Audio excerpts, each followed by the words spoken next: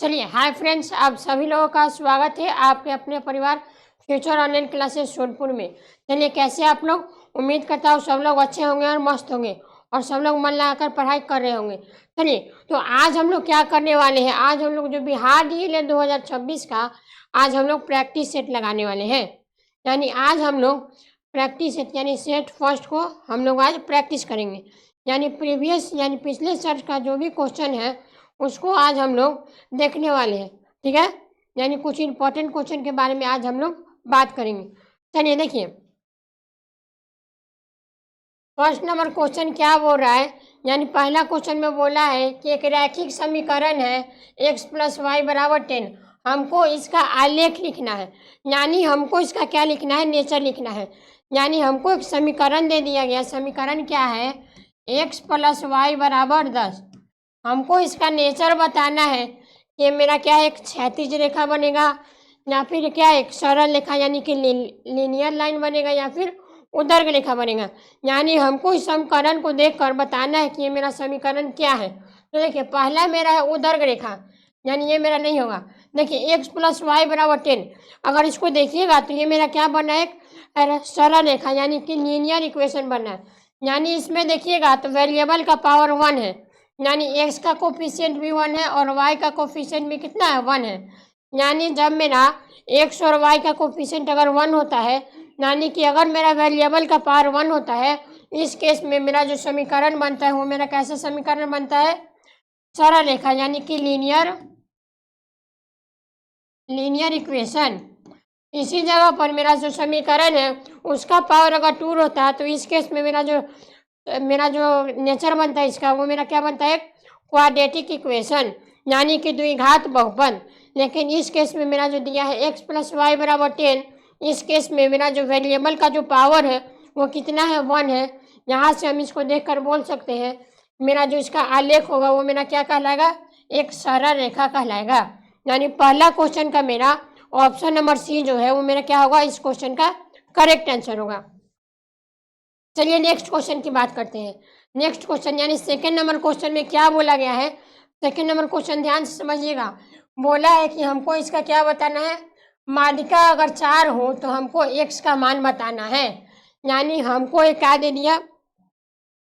एक वेरिएबल दे दिया। ठीक है, यानी हमको एक फंक्शन दिया। फंक्शन क्या है? x + 5 x/3 2x/3 x/4। हमको इसका क्या दे दिया है? माध्यिका दे दिया है। हमको इस क्वेश्चन में क्या बताना है? x का वैल्यू क्या होगा? तो सबसे पहले आप लोग ध्यान से समझिएगा, जब भी आपको माध्यिका निकालना हो सबसे पहले जो टर्म आपको दिया गया है सबसे पहले उसको आरोही क्रम में लिखना होगा, यानी उसको असेंडिंग ऑर्डर में सबसे पहले लिखना होगा। तो इसको सबसे पहले असेंडिंग ऑर्डर में सजाइए। यानी असेंडिंग ऑर्डर में सजाने पर क्या होगा? सबसे पहले क्या आएगा? सबसे छोटा, यानी इसमें सबसे छोटा है x/5 कॉमा, फिर उसके छोटा x/4, फिर उससे छोटा कितना है? x/3। उसके बाद आएगा मेरा 2x उसके बाद क्या आएगा? 2x/5,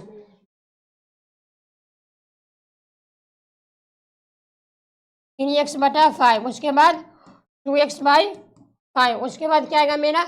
सबसे इसमें बड़ा कौन है? x, यानी कि इसके लास्ट में क्या आएगा? x आएगा।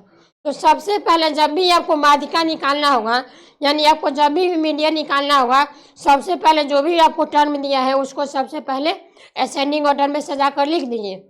उसके बाद देखिए इसमें अगला स्टेप, इसमें मेरा n जो है वो क्या है? अगर मेरा n ऑड है या फिर n क्या है? इवन है। तो यहाँ पर देखिए इसमें टोटल कितना टर्म है? 2 3 4 5 6 और इसमें टोटल मिलाकर 7 टर्म है। ठीक है, यानी इसमें टोटल कितना टर्म है? यहाँ पर एक 2x/5 भी छूट गया, यानी यहाँ पर क्या 2x/3 लिख लीजिए। ठीक है, यानी इसमें टोटल n = 7 टर्म है, यानी n का वैल्यू क्या मिल गया? 7। और अगर मेरा n 7 मिल गया तो यहाँ से देखिए n मेरा क्या है? एक विषम संख्या है। n क्या है मेरा? एक n जो है वो मेरा है एक विषम संख्या। और जब भी मेरा n अगर विषम संख्या रहता है, इस कंडीशन में मेरा जो माध्यिका का फॉर्मूला लगता है, यानी मीडियन का जो फॉर्मूला लगता है वो फॉर्मूला क्या होता है? यानी यहाँ से आप माध्यिका बराबर क्या बोलेंगे? यानी यहाँ से लिखिएगा माध्यिका बराबर जब मेरा n अगर विषम हो, इस केस में मेरा माध्यिका क्या होता है, n+1/2, यानी ये मेरा क्या होता है, n+1/2 का पद। ये मेरा क्या होता है, माध्यिका का फॉर्मूला। अब यहाँ से देखिए n का वैल्यू कितना दिया हुआ है, 7, यानी यहाँ क्या होगा, 7 + 1/2, ठीक है। यानी यहाँ से क्या मिल गया, 8/2, यानी यहाँ से क्या मिल गया आपका, चारवा पद, यानी मीडियन क्या मिला, चारवा पद। अब देखिए इस टर्म में कि चारवा पद कौन सा है सबसे पहले, तो ये मेरा हो गया फर्स्ट टर्म, ये मेरा सेकंड टर्म, ये मेरा थर्ड टर्म। चारवा पद की अगर बात करें तो ये मेरा बनेगा 2x/3, यानी यहाँ से चारवा पद क्या लिखिएगा, 2x/3, यानी कि माध्यिका क्या मिल गया, 2x/3। लेकिन क्वेश्चन में ध्यान से देखिएगा कि आपको माध्यिका क्वेश्चन में ऑलरेडी गिवन है, यानी माध्यिका कितना दिया हुआ है, 4, यानी माध्यिका की जगह पर आप 4 पुट करिएगा, क्योंकि क्वेश्चन में हमको किसका वैल्यू निकालना है, x का वैल्यू निकालना है। और ये बोला है कि x क्या है, 0 से बड़ा है, यानी यहाँ से अगर x का वैल्यू निकाले, यानी यहाँ 3 को अगर इधर भेजेंगे तो क्या होगा, यानी 2x बराबर आप लोग लिखिएगा 4×3 = 12, यानी 2 से कटेगा 6 बार में, यानी x का जो वैल्यू है वो कितना मिल गया, 6, यानी इस क्वेश्चन का जो x का वैल्यू है वो मेरा क्या मिल गया, 6, यानी सेकंड क्वेश्चन का मेरा ऑप्शन नंबर सी जो है वो मेरा क्या होगा, इस क्वेश्चन का करेक्ट आंसर होगा। चलिए नेक्स्ट क्वेश्चन देखते हैं। Next question, third number question में क्या बोला है, हमको क्या दे दिया, ट्रायंगल है, कौन सा ट्रायंगल है, समबाहु त्रिभुज। समबाहु त्रिभुज क्या होता है, वैसा त्रिभुज जिसका क्या हो, तीनों साइड बराबर हो, वैसे त्रिभुज को क्या बोलते हैं, समबाहु त्रिभुज। अब क्वेश्चन में क्या दिया हमको, समबाहु त्रिभुज का जो वर्टेक्स है उसका कोऑर्डिनेट दे दिया, और हमको इसमें बताना है कि P का मान क्या होगा, यानी एक कोऑर्डिनेट में क्या करेगा, P दे दिया और हमको P का मान बताना है। तो सबसे पहले इसका डायग्राम बनाते हैं, यानी ये मेरे पास एक समबाहु त्रिभुज है, इसका नाम दे दीजिए A, B और क्या, C, ठीक है। इसका कोऑर्डिनेट दे दिया, यानी A का कोऑर्डिनेट कितना है, 0,0, B का कोऑर्डिनेट कितना है, 3, और C का कोऑर्डिनेट कितना है, 3, यानी हमको क्या निकालना है, P का वैल्यू निकालना है। यानी क्वेश्चन में क्या गिवन है, मेरा ये जो ट्रायंगल है, यानी ये जो त्रिभुज है वो क्या है, एक समबाहु त्रिभुज, यानी ट्रायंगल ABC एक क्या है, समबाहु त्रिभुज है, समबाहु त्रिभुज है, ठीक है। यानी मेरा जो ट्रायंगल ABC है वो मेरा क्या है, एक समबाहु त्रिभुज है। और अगर ये समबाहु त्रिभुज है तो इसके कंडीशन पर हम लोग लिख सकते हैं कि AB जो होगा वह किसके बराबर होगा, BC के, और किसके, AC के। यानी हम लोग ये बात जानते हैं कि समबाहु त्रिभुज का जो तीनों जो साइड होता है वो क्या होता है, बराबर होता है।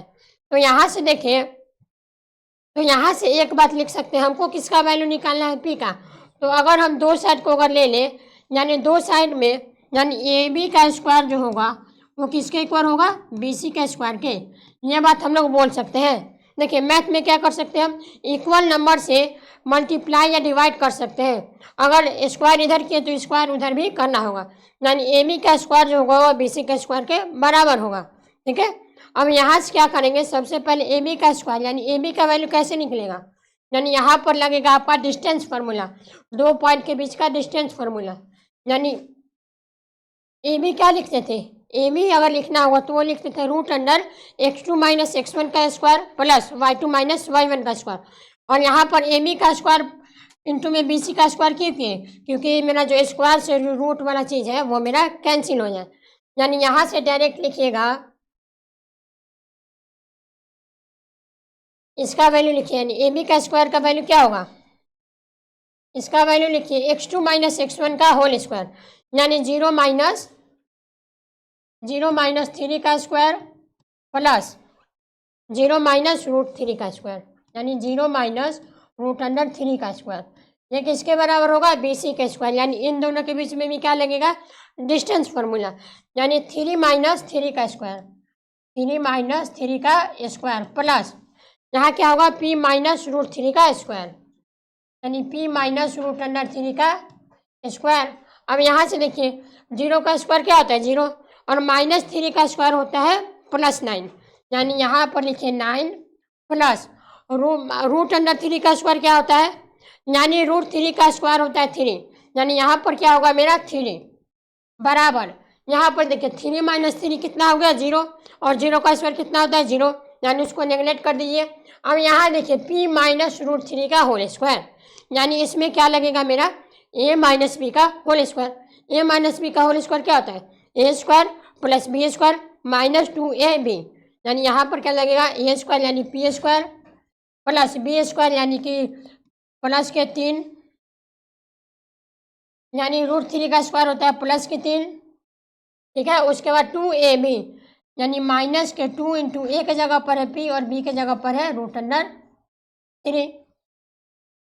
बस इसको सॉल्व कर लीजिए, यानी सबको एक तरफ लाइए तो ये क्या होगा p² माइनस के 2√3p, ठीक है। और ये इधर 3 प्लस में है और इधर 12 क्या है माइनस में, यानी माइनस के 9 बराबर 0, यानी यहाँ पर 12 प्लस में था, उधर जाएगा तो क्या होगा मेरा जो 12 है वो क्या होगा माइनस में चल जाएगा, यानी p² - 2√3 - 9 बराबर क्या होगा 0 हो गया। अब यहाँ से देखिए, यहाँ से मेरा जो है वो मेरा क्या बनना है क्वाड्रेटिक इक्वेशन, और क्वाड्रेटिक इक्वेशन को आप लोग को सॉल्व करना अभी तक तो आ गया होगा, यानी इसको सॉल्व करेंगे, यानी इसको क्या लिख सकते हैं p² - 3√p प्लस 3√p, उसके बाद क्या लिखेंगे प्लस का p, हाँ, यानी 3√p प्लस का √p, यानी 3 में से एक गया तो कितना आ गया माइनस के 2√p, ठीक है, -9 बराबर 0। अब यहाँ से देखिए, यहाँ से दोनों में अगर p कॉमन लेंगे तो क्या बचेगा p - 3√3, ओके। अब यहाँ से देखिए, यहाँ से ध्यान दीजिएगा, यहाँ से अगर √3 कॉमन लेंगे तो यहाँ पर तो सिर्फ p बचेगा, और यहाँ पर समझिए 9 में से 9 को हम लोग क्या लिख सकते हैं 3 × 3, और 3 को क्या लिख सकते हैं √3 × 3 और इंटू 3, इसमें क्या किया √3 को कॉमन लिए तो कितना बचा 3√3, यानी यहाँ पर भी क्या बचेगा 3√3, तो यहाँ पर भी लिखिएगा 3√3 बराबर 0, यानी यहाँ से क्या होगा p + √3, और यहाँ से मिलेगा एक फैक्टर p - 3√3 बराबर 0। अब यहाँ से क्या करेंगे, एक बार करेंगे p + √3/0 और एक p - √3/0, यानी यहाँ से लिखिएगा p + √3 बराबर 0, और यहाँ से p - 3√3 बराबर 0, तो यहाँ से क्या मिलेगा p का वैल्यू माइनस के √3, और यहाँ से p का वैल्यू क्या मिलेगा प्लस के 3√3, p का 2 वैल्यू मिला। और देखिए क्वेश्चन में क्या बोला है, हमको p का वैल्यू बताना। अच्छा बताइए, ट्रायंगल का कोऑर्डिनेट नेगेटिव नहीं होगा, यानी इसका सॉरी नेगेटिव हो सकता है, यानी इसका आंसर क्या मिला मेरा पास आंसर मिला p का वैल्यू -√3 और क्या 3√3, यानी इस क्वेश्चन में ऑप्शन की अगर बात करें, यानी ऑप्शन नंबर इसका डी मेरा करेक्ट आंसर होगा, यानी 3√3, -√3, ये मेरा क्या होगा p का वैल्यू होगा, यानी थर्ड क्वेश्चन का मेरा ऑप्शन नंबर डी जो है वो मेरा क्या होगा इस क्वेश्चन का करेक्ट आंसर होगा। आई होप आप लोग को ये सब क्वेश्चन समझ में आ रहा होगा। जितना भी यहाँ पर क्वेश्चन करवाया जा रहा है सब मेरा PY की क्वेश्चन है, यानी प्रीवियस ईयर है। चलिए अगला क्वेश्चन देखते हैं। 4 नंबर क्वेश्चन में है 2x + 3y = 13 और 4x - y = 5। हमको x और y का वैल्यू बताना है। Very easy question. देखिए क्या बोला है 2x + 3y बराबर कितना है 13 है, और एक और इक्वेशन है 4x - y = 5। देखिए इसको आप लोग किसी भी मेथड से सॉल्व कर सकते हैं, एलिमिनेशन से करिए या फिर सब्स्टिट्यूशन से करिए। चलिए इसको हम लोग एलिमिनेशन से करते हैं। एलिमिनेशन से करने के लिए क्या करते हैं, किसी एक वेरिएबल का कोफिशिएंट को सेम करते हैं, उसके बाद में उसको प्लस और माइनस करके एक वेरिएबल को कैंसिल आउट कर देते हैं। यानी अगर फर्स्ट इक्वेशन में अगर 2 से मल्टीप्लाई कर दें तो दोनों का वेरिएबल सेम होगा, यानी ये मेरा क्या बनेगा, यानी ये बन जाएगा 4x + 6y = 26, और सेकेंड इक्वेशन क्या है 4x - y = 5। अब क्या करते हैं यहाँ से दोनों में, यानी सेकेंड माइनस फर्स्ट, यानी इक्वेशन यहाँ पर लिख लीजिएगा इक्वेशन सेकेंड माइनस फर्स्ट, यानी सेकेंड में से फर्स्ट को सब्ट्रैक्ट कर दिए, तो सब्ट्रैक्ट करेंगे तो मेरा साइन क्या होगा, चेंज होगा। यानी यहाँ 4x से 4x क्या होगा, कैंसिल होगा। यानी यहाँ पर क्या बचा, 6y प्लस वाई यानी 7y, और यहाँ पर 26 माइनस 5 यानी 21, यानी 7 से कटेगा 3 टाइम, यानी यहाँ से जो है वो y का वैल्यू क्या मिल गया, 3। और अगर y का वैल्यू 3 मिल गया तो आप किसी भी इक्वेशन में पुट कर दीजिए y का वैल्यू, वहाँ से आपको x का वैल्यू आसानी से मिल जाएगा। तो चलिए हम लोग सेकेंड में पुट कर लेते हैं। तो यहाँ पर लिखिएगा पुट y बराबर 3 इन इक्वेशन सेकेंड, यानी 4x माइनस 3 बराबर 5, यानी 4x बराबर क्या होगा, 8। यानी यहाँ से जो है वो x का वैल्यू क्या मिल गया, 2, यानी x का वैल्यू क्या मिला, 2, यानी x का वैल्यू 2, y का वैल्यू 3, यानी 2,3। ये मेरा क्या होगा, इस क्वेश्चन का मेरा करेक्ट आंसर होगा। चलिए नेक्स्ट क्वेश्चन। नेक्स्ट क्वेश्चन क्या है, tan 2 अल्फा बराबर 3/4 को धनात्मक मान है तो tan अल्फा का मान क्या होगा। यानी हमको tan अल्फा का मान निकालना है, और क्वेश्चन में बोला कि हमको धनात्मक यानी पॉजिटिव वाला जो मान होगा वो हमको लेना है। तो देखिए सबसे पहले क्या दिया है, tan 2 अल्फा बराबर 3/4, ठीक है। यानी क्या है, tan 2 अल्फा बराबर दिया है 3/4। अच्छा एक बात ध्यान रखिएगा, tan 2 अल्फा का फॉर्मूला क्या होता है, तो यहाँ पर फॉर्मूला याद रखिएगा, tan 2 अल्फा बराबर होता है 2 tan अल्फा बटा 1 माइनस tan स्क्वायर अल्फा। ये मेरा होता है tan 2 अल्फा का फॉर्मूला। ओके, तो यहाँ पर tan 2 अल्फा की जगह पर क्या लिखेंगे, 2 tan अल्फा बटा में 1 माइनस tan स्क्वायर अल्फा किसके बराबर होगा, 3/4 के। अब यहाँ से क्या करते हैं, दोनों में क्रॉस मल्टीप्लाई करिए, यानी यहाँ से क्या बनेगा, 4 दूना 8, यानी यहाँ से बनेगा 8 tan अल्फा बराबर यहाँ क्या बनेगा, 3 माइनस 3 tan स्क्वायर अल्फा। यानी सबको एक तरफ कर लीजिए, यानी ये इसको अगर इधर लाइएगा तो क्या बनेगा, 3 tan square alpha plus 8 tan alpha minus 3 बराबर 0। अब यहाँ से देखिएगा ध्यान से, तो ये भी मेरा क्या बना है, क्वाड्रेटिक इक्वेशन। यानी इसको सॉल्व कर लीजिए, यानी इसको सॉल्व करिएगा तो क्या आएगा, हाँ, यानी इसको लिखिएगा 3 tan square alpha plus 9 tan alpha में अगर हम लोग tan अल्फा को घटा दें माइनस 3 बराबर 0।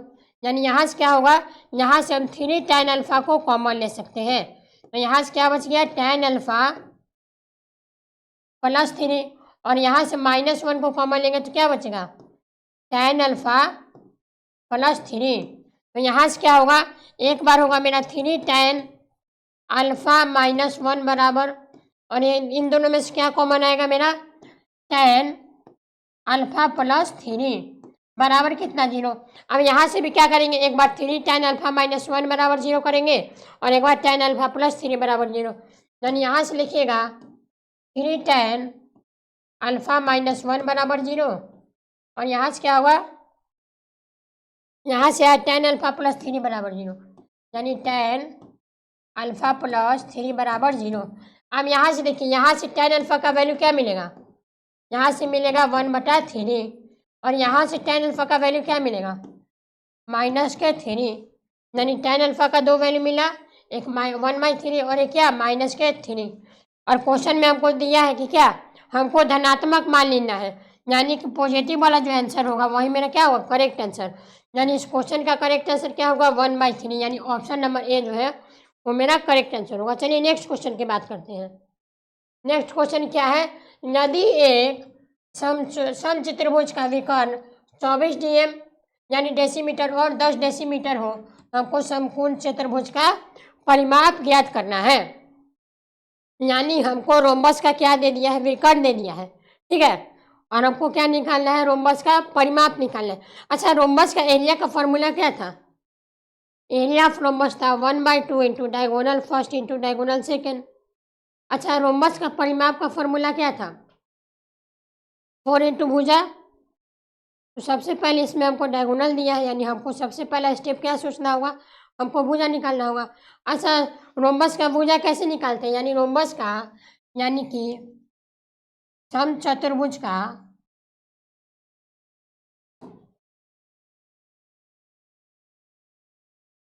समचतुर्भुज का भुजा का निकालने का फॉर्मूला था। समचतुर्भुज का भुजा क्या होता है, इसका भी एक फॉर्मूला था, वो क्या था, रूट अंडर d1/2 का स्क्वायर प्लस d2/2 का स्क्वायर। यानी कि अगर हमको रोम्बस का अगर भुजा निकालना होगा तो उसका फॉर्मूला था रूट अंडर डायगोनल 1/2 का स्क्वायर प्लस डायगोनल 2/2 का स्क्वायर। तो यहाँ पर क्या होगा, रूट अंडर डायगोनल कितना है फर्स्ट, यानी ये होगा 24/2 का स्क्वायर प्लस कितना 10/2 का स्क्वायर, यानी यहाँ से 2 कटेगा तो कितना आएगा 12 और यहाँ से 5, यानी 12 का स्क्वायर कितना होता है 144 और 5 का स्क्वायर होता है 25, यानी ये बन गया रूट अंडर 169। और रूट अंडर 169 का वैल्यू कितना आता है 13, यानी 13 DM क्या आ गया इसका, समचतुर्भुज का भुजा। लेकिन हमको क्या निकालना है, समचतुर्भुज का परिमाप। तो यहाँ से समचतुर्भुज का परिमाप क्या होगा, यानी यहाँ से लिखिएगा समचतुर्भुज का परिमाप बराबर क्या होता है, परिमाप बराबर होता है 4 इंटू भुजा, यानी भुजा को हम लोग 4 से मल्टीप्लाई कर देते तो हमको इसका क्या परिमाप निकल जाएगा, क्योंकि हम जानते हैं कि रोम्बस का मेरा जो सभी साइड होता है वो क्या होता है, बराबर होता है। यानी 4 इंटू भुजा कितना निकाले 13, यानी कि 52 DM जो होगा वो मेरा क्या होगा, इस क्वेश्चन का करेक्ट आंसर होगा। यानी इसका परिमाप क्या आएगा 52 DM, यानी ऑप्शन नंबर सी मेरा क्या होगा, सत्य होगा। चलिए नेक्स्ट क्वेश्चन की बात करते हैं। 7 नंबर क्वेश्चन में है 5, 15, 20 का लौसा और मौसा का अनुपात क्या होगा, यानी 5, 15 और 20 का हमको क्या निकालना है, लौसा और मौसा का अनुपात, यानी एलसीएम और एलसीएफ का एलसीओ। तो देखिए सबसे पहले एलसीएम निकालते हैं, यानी 5 को फैक्टराइज करिए तो क्या होगा 1 इंटू 5, फिर 15 को फैक्टराइज करिएगा तो क्या आएगा 1, 3 और 5, उसके बाद अगर 20 को फैक्टराइज करिएगा तो क्या आएगा 1, 2, 4, 5, 10। ओके, अब चलिए एलसीएम लिखते हैं। एलसीएम क्या होता है, जो कॉमन हो नहीं हो सबको लिखना है, यानी एलसीएम जो होगा, जो कॉमन होगा उसका क्या हाईएस्ट पावर, यानी इसमें देखिए 5 तीनों में कॉमन है और उसका हाईएस्ट पावर क्या है 1 है,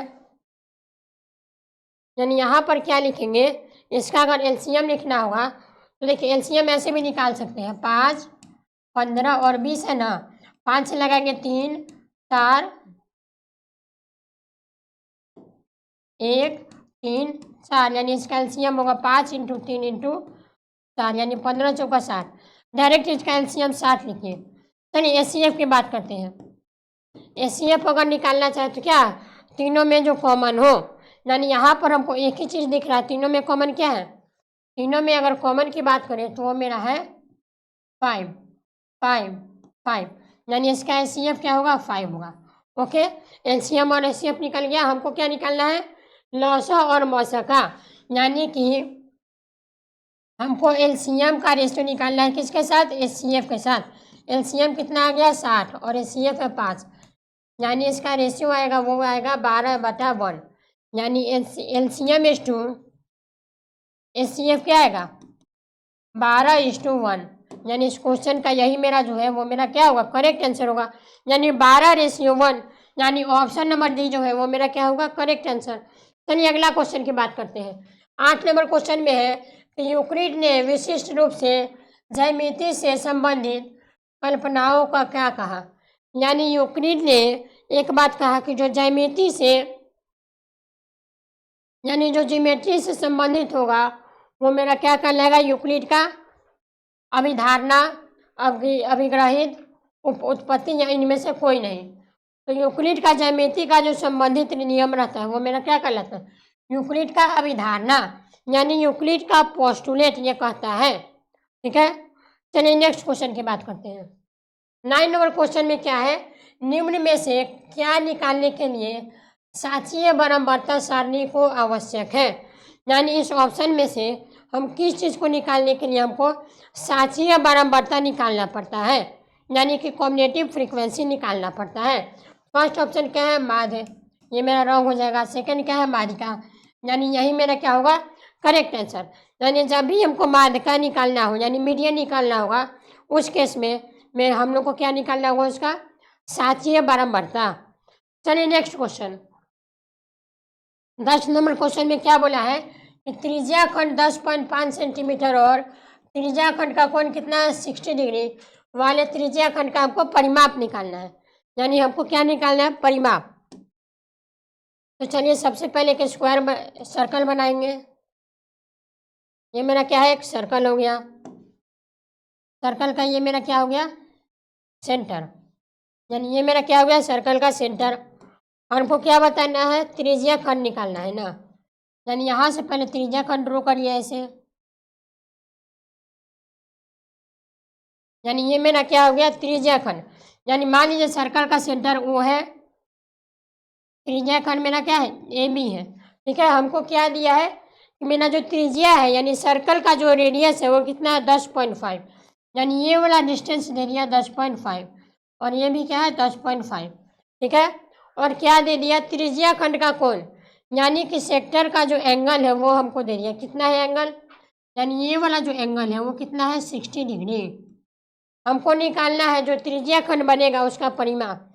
अच्छा देखिए, ये मेरा त्रिज्या खंड बन गया, इसका परिमाप क्या होगा, यानी हमको निकालना है परिमाप, मतलब जितना भी साइड है उसका सम, यानी O A plus arc length of A B plus O B अगर निकाल देंगे तो हमको क्या निकलेगा, इसका परिमाप निकलेगा।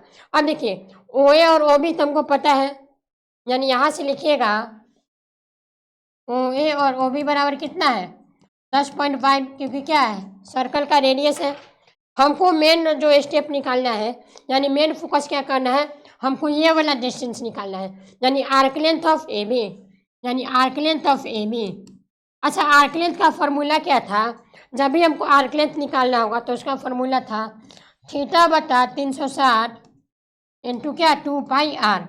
अब देखिए यहाँ पर थीटा कितना है, 60 डिग्री, यानी 60 बटा 360 इंटू में पाई का वैल्यू 22/7 और आर दिया है 10.5। यानी इसको काटिए तो ये कटेगा 1/6, 2 से कटेगा 3 बार में, ठीक है, और 7 से कितना बार में, 35, और 3 से ये 5 बार में। यानी यहाँ से arc length of A B क्या मिलेगा, यानी ए बी का जो आर्क लेंथ है वो मिलेगा आपको 11 सेंटीमीटर। यानी आर्क लेंथ क्या मिल गया, 11 सेंटीमीटर। अब देखिए यहाँ से क्या बोलेंगे हम लोग, यहाँ से बोलेंगे त्रिज्या खंड का परिमाप बराबर क्या बोलेंगे, यानी अगर हमको त्रिज्या खंड का परिमाप निकालना तो क्या मिलेंगे, O A plus arc length of A B plus O B. यानी यहाँ से बोलिए O A plus O B plus arc length of A B. यानी ओ ए कितना है, 10.5, ओ बी कितना है, 10.5, और arc length of A B कितना है, 11। यानी ये मेरा क्या आ गया, 21 और 11 यानी 32। यानी कि इसका परिमाप क्या आएगा, 32 सेंटीमीटर। यानी ऑप्शन नंबर ए जो है वो मेरा करेक्ट आंसर होगा। नेक्स्ट क्वेश्चन, 11 नंबर क्वेश्चन में क्या बोला है, बिंदु 2√3, -2√3 किस पद में स्थित है। यानी ये जो बिंदु है, ये जो पॉइंट है वो किस क्वाड्रेंट में स्थित है। तो एक बात आपको याद होना चाहिए, ये मेरा क्या है, एक्स एक्सिस हो गया, ये मेरा वाई एक्सिस, ये मेरा एक्स, ये मेरा वाई, ये मेरा पहला क्वाड्रेंट हो गया, सेकेंड, थर्ड, ये मेरा फोर्थ, ये मेरा निगेटिव ऑफ एक्स, ये मेरा निगेटिव ऑफ वाई। पहला क्वाड्रेंट में क्या होता है, एक्स भी पॉजिटिव वाई भी पॉजिटिव। सेकेंड में क्या होता है, X negative Y positive. Third में क्या होता है, दोनों निगेटिव होता है। और फोर्थ में एक्स पॉजिटिव और वाई नेगेटिव। अब यहाँ से देख लीजिए, एक्स मेरा पॉजिटिव होगा और वाई नेगेटिव होगा, यानी एक्स क्या होता है, पॉजिटिव, वाई मेरा नेगेटिव। यानी ये वाला जो पॉइंट है वो किस क्वाड्रेंट में लाई कर रहा है, फोर्थ क्वाड्रेंट में।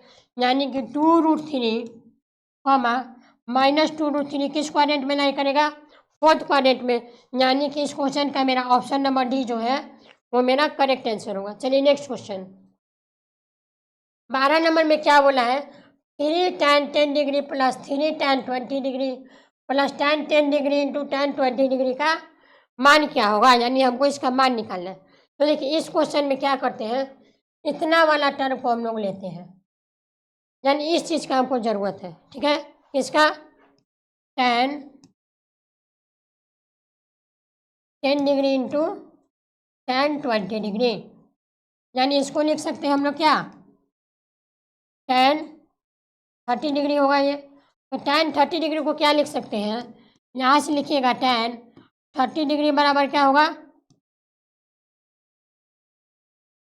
यानी इस tan 30 डिग्री को हम लोग क्या लिख सकते हैं, tan 10 डिग्री प्लस 20 डिग्री। ठीक है, अब देखिए यहाँ से क्या करते हैं, यहाँ से मेरा एक फार्मूला लगेगा tan a प्लस बी का। tan a प्लस बी का फार्मूला क्या होता है, tan a into tan B अपन में क्या 1 minus tan a into tan B, यानी tan a प्लस बी का यहाँ लिख लीजिएगा, tan a प्लस बी का फार्मूला होता है tan a plus tan B बटा में 1 minus tan a into tan a into tan B, यानी यहाँ से क्या हुआ tan 10 degree plus tan 20 degree बटा में 1 minus tan 10 degree into tan 20 degree. अब tan 30 डिग्री का मान क्या होता है, 1/√3। तो यहाँ से क्रॉस मल्टीप्लाई करेगा तो ये वाला चीज़ क्या आएगा,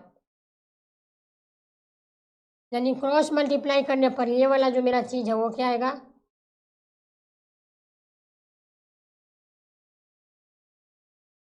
और देखिए क्रॉस मल्टीप्लाई करने पर ये वाला जो चीज़ है वो मेरा क्या आएगा,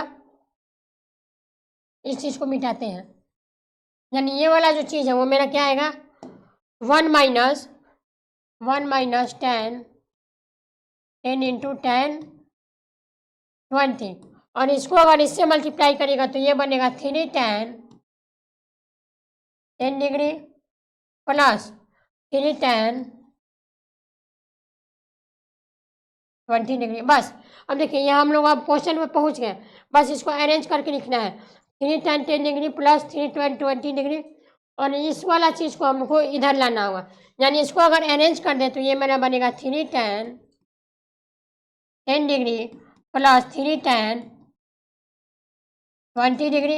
अब इसको इधर लाना है, ये मेरा इधर माइनस में इधर आएगा तो क्या प्लस में, यानी plus tan 10 degree into tan 20 degree बराबर में इक्वल टू के इधर क्या बच गया 1, यानी इसका वैल्यू, इतना का वैल्यू क्या आ गया 1, यानी इस क्वेश्चन का मेरा ऑप्शन नंबर सी जो है वो मेरा करेक्ट आंसर होगा। चलिए नेक्स्ट क्वेश्चन में क्या बोला है, यदि व्यंजक 4x माइनस 3y का भुज प्रथम 5 प्राकृतिक संख्याओं का माध्य तथा कोटि प्रथम 5 पूर्ण संख्याओं का माध्यिका हो तो हमको दिए गए व्यंजक का हल करना है।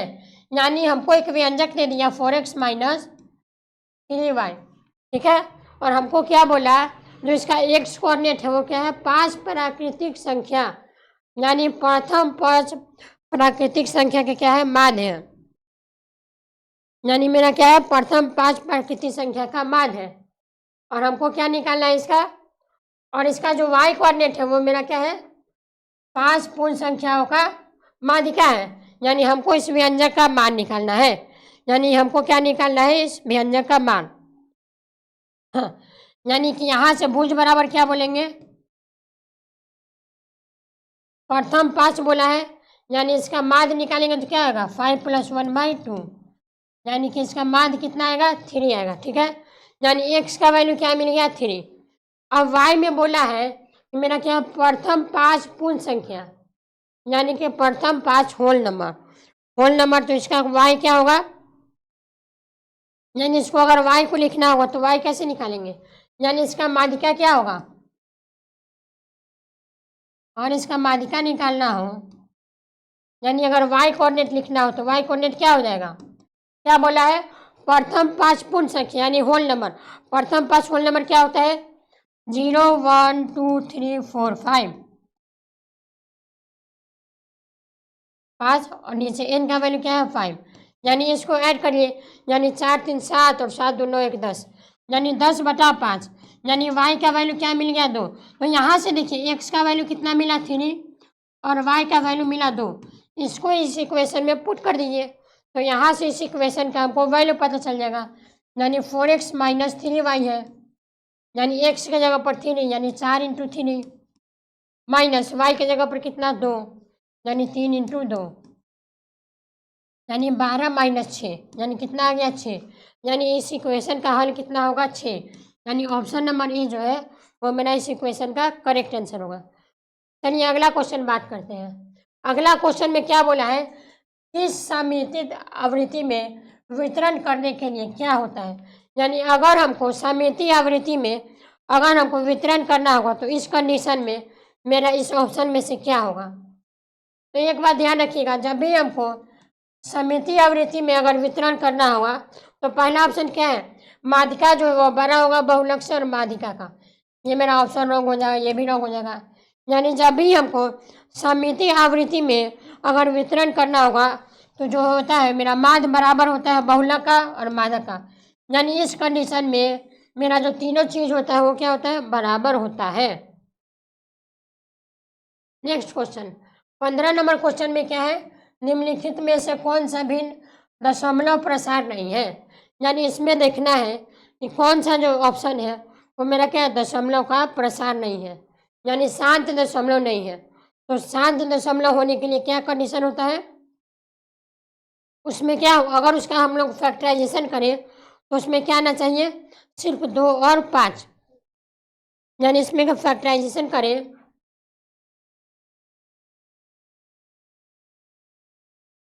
यानी शांत दशमलव कब होगा? जब उसका डेनोमिनेटर में सिर्फ क्या हो? 2 और 5 हो। ठीक है, यानी 64 इसको फैक्टराइज करिए, यानी फैक्टराइज करने पर क्या आएगा? 455 को हम लोग लिख सकते हैं 5 × 3 × 13। ठीक है, अब दूसरा ऑप्शन देखते हैं। दूसरा ऑप्शन क्या है? 3/160। यानी ये क्या होगा? 160 को लिख सकते हैं 2 × 2 × 2 × 2 × यानी 2 दूना 4, 4 दूना 8, 2 16, 16 दूना 32, 32 यानी 160 को क्या लिख सकते हैं?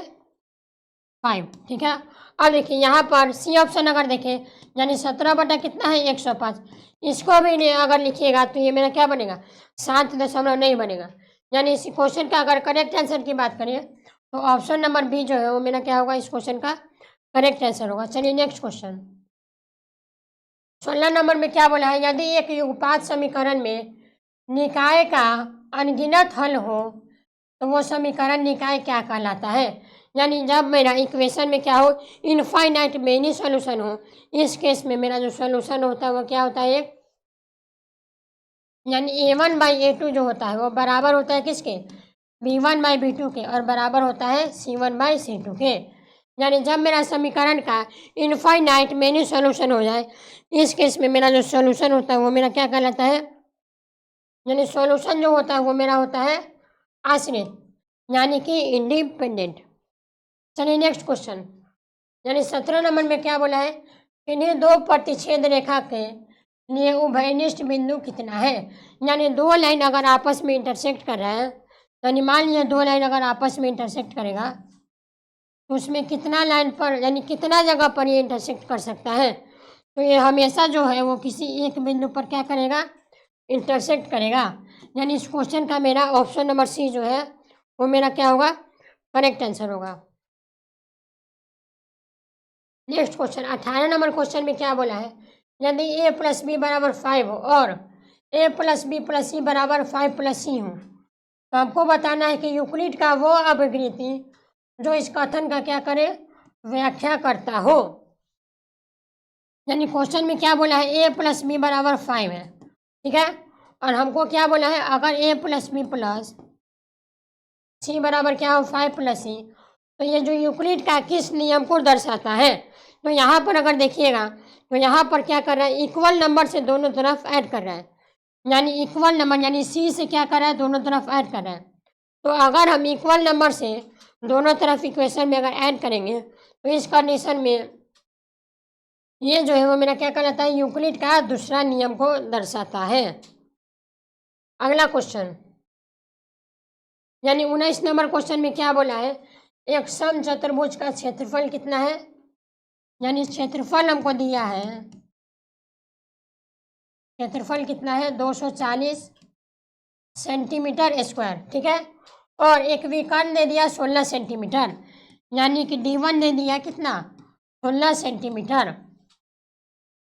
हमको क्या निकालना है, दूसरा विकर्ण, यानी बहुत ही आसान प्रश्न है। यानी हमको निकालना है D2 का वैल्यू क्या होगा। तो हम लोग जानते हैं कि समचतुर्भुज का क्षेत्रफल का फॉर्मूला क्या होता है, यानी कि समचतुर्भुज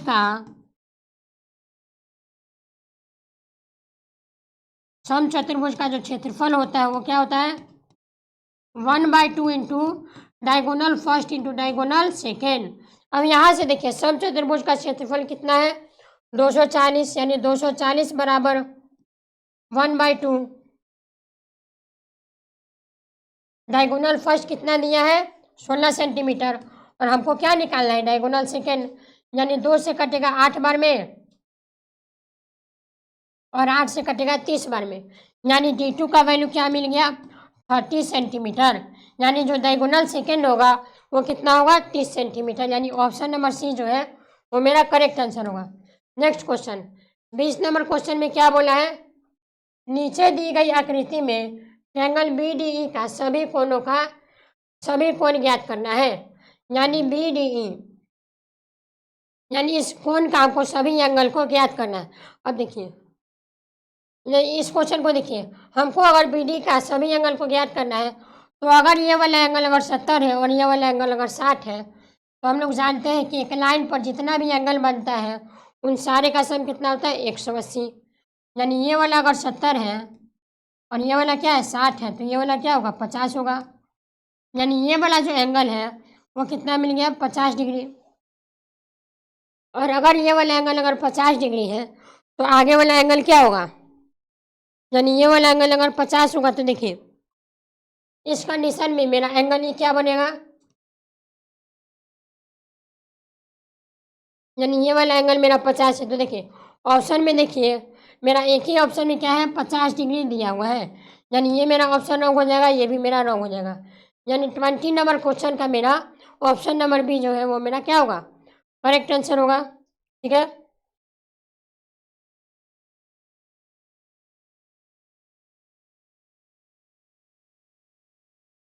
चलिए आज के लिए हम इतना ही रखेंगे, मिलते हैं नेक्स्ट क्लास में अगले क्वेश्चन के साथ, ठीक है। तो आज के लिए इतना ही, तब तक के लिए थैंक यू, जय हिंद जय भारत।